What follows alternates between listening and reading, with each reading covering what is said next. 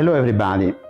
3 things about film and digital no one has told you about. Maybe someone did, but I didn't see it.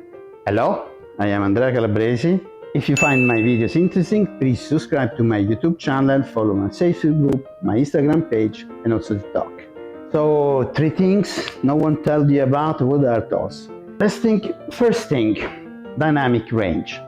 Okay, good digital cameras have quite a wide dynamic range, though not as wide as on film, because film has a wider dynamic range. Also, the film dynamic range is adjustable for real. So when you develop your film, you're actually changing the dynamic range. This can be adjusted to the dynamic range of the subject. So there are some different techniques to obtain this, but it's not so difficult. And what is the advantage of this? The advantage is that when you use film, especially negative film, you can expose for the shadows. Exposing for the shadow means calculating the exposure for the part of a different scene over a light situation where the light is more stable. Shadows don't change much even if the light changes a bit, or if you're framing differently in the same light situation, shadows will be stable.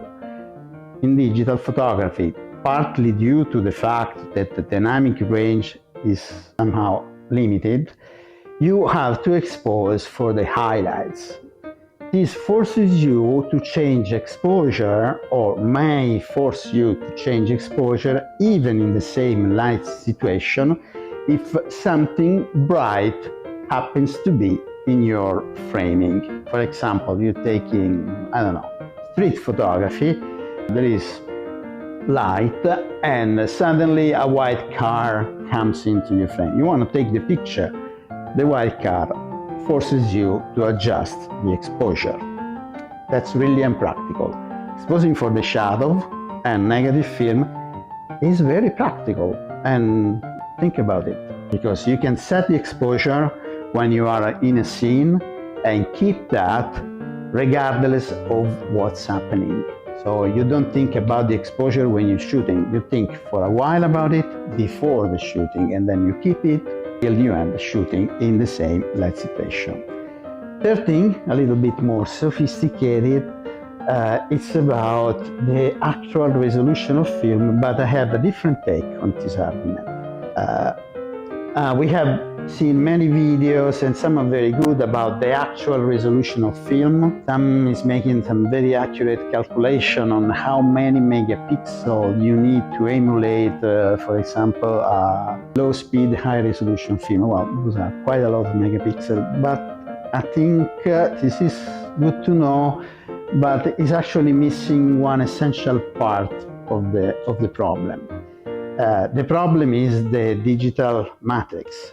So you have a grid of points inside the image, many megapixels of those points. But it's a fixed matrix. So when you make a printout of it, you need to hide the matrix. This shouldn't be visible. Otherwise, the images would be made of tiles, okay? Tiles of different color and light intensity, and that would be horrible. So there is a lot of calculation to create the surface that you see on a printed images, because that information is not on the file. You have matrix, coordinates, geometrical points that have light, color, and intensity, and this is not an image. Okay, to make an image, you have to calculate and produce a surface. While on film, that's really different, because it's the light itself activating the silver salts in the emulsion that creates the image. So there is no matrix. So what does this mean in practice?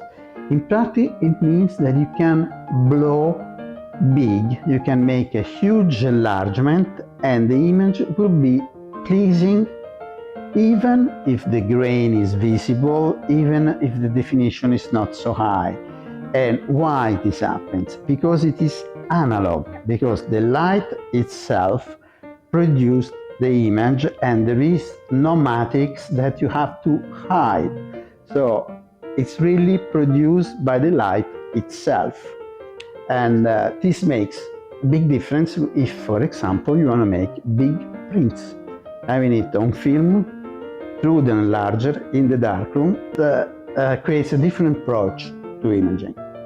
You can blow big, even a high-speed film, grainy, slightly blurry images, and still have a pleasant result, because there is this analogy, because it's analog. The light itself creating the image. Think of it. Goodbye.